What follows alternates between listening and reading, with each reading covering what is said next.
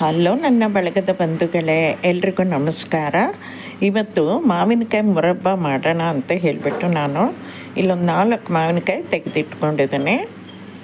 ಈ ಎಲ್ಲ ಮಾವಿನಕಾಯಿಗಳ ಸಿಪ್ಪೆ ತೆಗೆದು ಸಣ್ಣದಾಗಿ ಹೋಳುಗಳಾಗಿ ಕಟ್ ಮಾಡ್ಕೋಬೇಕು. ಈ ಸಿಪ್ಪೆಗಳನ್ನು ಹಾಗೆ ಶೇಖರಿಸಿಟ್ಕೊಂಡ್ರೆ, ಅಂದರೆ ಫ್ರಿಜ್ಜಲ್ಲಿ ಇಟ್ಕೊಂಡ್ರೆ ಇದರಿಂದ ಚಟ್ನಿ ಮಾಡ್ಬೋದು. ಆಮೇಲೆ ಬಿಸಿಲಲ್ಲಿ ಒಣಗಿಸಿ ಆಮ್ಚೂರು ಪೌಡ್ರ್ ಮಾಡ್ಕೋಬೋದು. ನಾನಿಲ್ಲಿ ಗೊರಟು ಮತ್ತು ಸಿಪ್ಪೆನ ಎರಡನ್ನೂ ಇಟ್ಕೊಂಡಿದ್ದೀನಿ. ಮೆಣಸಿಕಾಯಿ ಮಾಡೋಣ ಅಂಥೇಳಿ ಮೆಣಸಿಕಾಯಿ ಮಾಡುವಾಗ ಹಾಕೋತೀನಿ ನಾನು ಅದನ್ನ. ಈಗ ಬಾಣಲೆಗೆ ಒಂದು 4-5 ಲೋಟ ನೀರು ಹಾಕಿಬಿಟ್ಟು ಹಚ್ಚಿದ ಹೋಳುಗಳನ್ನು ಹಾಕಿ ಸ್ಟವ್ ಮೇಲೆ ಇಟ್ಕೊಂಡು ಬೇಯಕ್ಕೆ ಬಿಡಬೇಕು. ಈ ಹೋಳುಗಳು ತುಂಬ ಬೇಯಬಾರ್ದು, ತುಂಬ ಮೆತ್ತಗಾಗೋಷ್ಟು ಬೇಯಬಾರ್ದು. ಒಂಚೂರು ಚಾಕುನಲ್ಲಿ ಚುಚ್ಚಿದ್ರೆ ಕಟ್ಟಾಗೋ ಥರ ಇರಬೇಕು, ಅಂದರೆ ಚಾಕು ಈಸಿಯಾಗಿ ಒಳಗೆ ಹೋಗೋ ಥರ ಇರಬೇಕು. ನೋಡಿ, ಈಗ ಮಾವಿನಕಾಯಿಗಳೆಲ್ಲ ಚೆನ್ನಾಗಿ ಬೆಂದುಕೊಂಡಿದೆ. ಈಗ ಸ್ಟವ್ ಆಫ್ ಮಾಡಿಬಿಟ್ಟು ಇದ್ರ ನೀರನ್ನೆಲ್ಲ ಸೋಸ್ಕೋಬೇಕಾಗತ್ತೆ. ನಾನಿಲ್ಲಿ ಸೋಸ್ತಾ ಇದ್ದೀನಿ ನೀರನ್ನೆಲ್ಲ. ನೋಡಿ, ಸೋಸಿಬಿಟ್ಟು ಬೇರೆ ಒಂದು ಬಾಣಲೆಗೆ ಹಾಕ್ಕೊಂಬಿಡಿ ನೀವು, ಅಥವಾ ಒಂದು ಪಾತ್ರೆಗೆ ಹಾಕ್ಕೊಂಬಿಡ್ಬೋದು ಸೋಸಿದ ಹೋಳುಗಳನ್ನು. ಆ ಸೋಸಿದ ನೀರಿನಿಂದ ಜ್ಯೂಸ್ ಮಾಡ್ಕೋಬೋದು. ಈ ಥರ ಬೆಂದಿದ್ದ ಹೋಳುಗಳಿಗೆ ನಾವೀಗ ಸಕ್ಕರೆ ಸೇರಿಸ್ಕೋಬೇಕಾಗತ್ತೆ. ನಾನಿಲ್ಲಿ ಈ ಬಟ್ಲಲ್ಲಿ 2.5 ಬಟ್ಲಷ್ಟು ಸಕ್ಕರೆ ಹಾಕ್ಕೊಂಡಿದ್ದೀನಿ ಇದಕ್ಕೆ.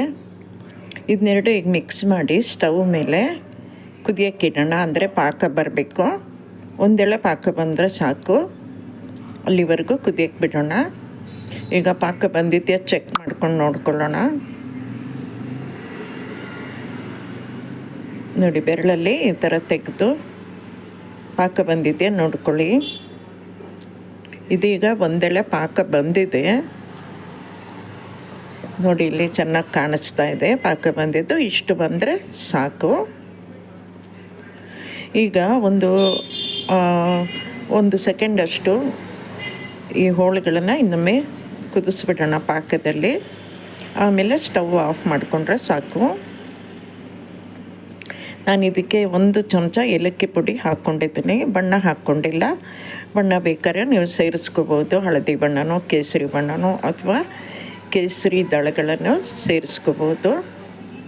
ಈಗ ಸ್ಟವ್ ಆಫ್ ಮಾಡ್ಕೊಂಬಿಡೋಣ. ಚೆನ್ನಾಗಿ ದಪ್ಪ ಆಗಿದೆ ಸಿರಪ್ಪು. ಇದು ಆರಿದ ಮೇಲೆ ಇನ್ನೂ ದಪ್ಪ ಆಗುತ್ತೆ, ಬಣ್ಣ ಕೂಡ ಚೇಂಜ್ ಆಗುತ್ತೆ.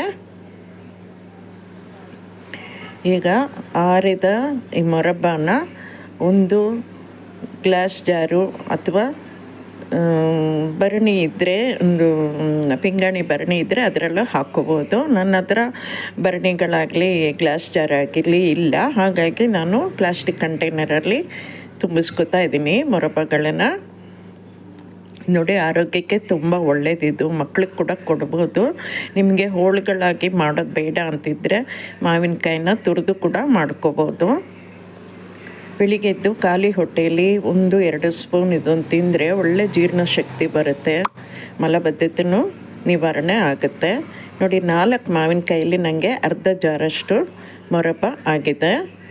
ಈ ವಿಡಿಯೋ ನಿಮಗೆ ಇಷ್ಟ ಆದರೆ ಲೈಕ್ ಮಾಡಿ, ಶೇರ್ ಮಾಡಿ, ಕಮೆಂಟ್ ಮಾಡಿ, ಹಾಗೆ ನನ್ನ ಚಾನಲ್ಗೆ ಸಬ್ಸ್ಕ್ರೈಬ್ ಆಗೋದು ಮರಿಬೇಡಿ.